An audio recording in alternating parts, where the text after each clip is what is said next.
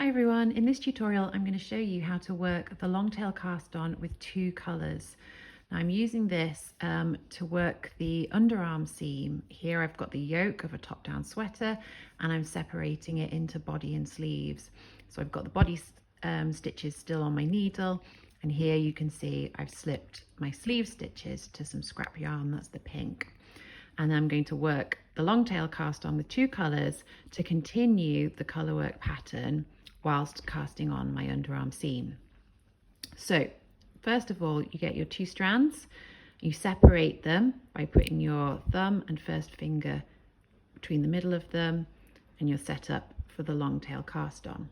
Now the thing to remember here is that whichever strand is at the back, the one that's looped over your first finger, that's the colour stitch that's going to be cast onto the needle. So here I've got my contrast colour, the lighter colour stitch at the back.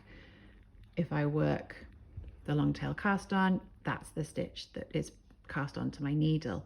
And equally, if I swap those strands over so that the dark main colour is at the back, I work the same long tail cast on, it's the dark colour that is cast onto the needle.